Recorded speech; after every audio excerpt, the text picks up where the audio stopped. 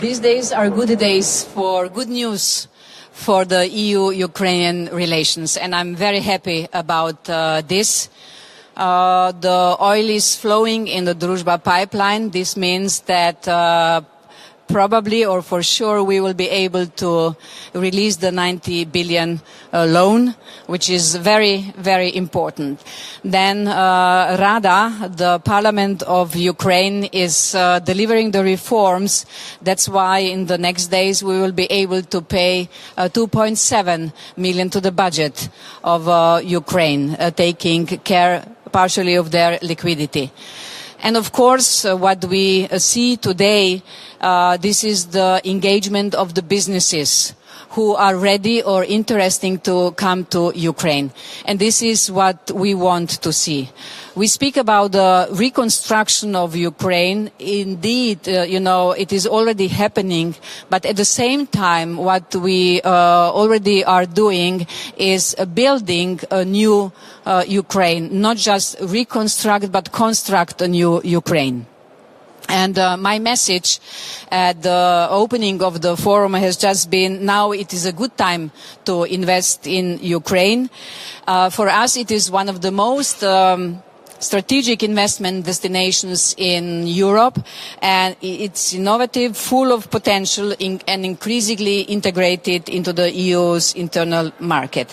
And those who invest early will shape that future. And of course, we are enabling de-risking. It is risky and invest there, but we have many instruments where we can take about the de-risking. And the new Ukraine being built is happening while bombs are falling on the country, and the EU remains Ukraine's staunchest supporter politically and financially. And in this respect, another good news is that we hope that with the change of the government in Hungary, we will soon be able to open all the clusters formally. The European Commission, my team is ready, and we hope that the Member States and the Council will act swiftly.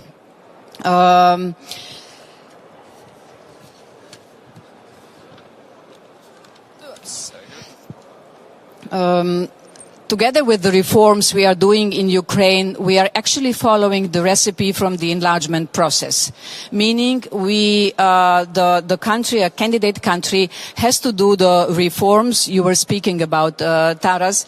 With those reforms, we build up the legal certainties or the environment that the investors can come.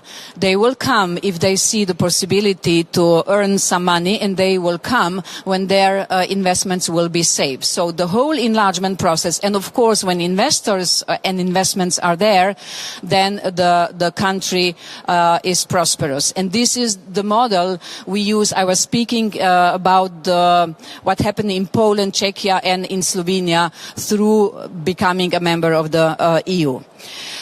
I was speaking also about the de-risking, so let me quickly run through the agreements we have made here today.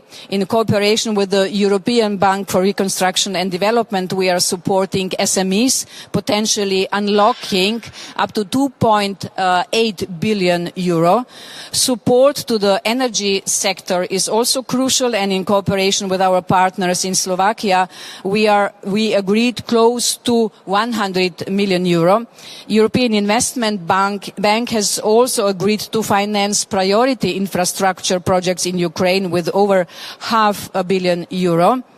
France, Italy, Finland, Poland and Czechia also signed onto a joint plan for investments in dual-use technologies through their national development banks.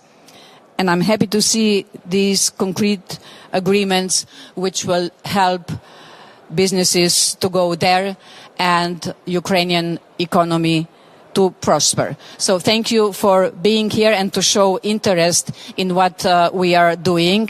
I am very positive once again, I finish with this, that we have been able to deliver on our promises, 90 billion loan, going on with the accession process, providing the money based on conditionality for the budget of Ukraine.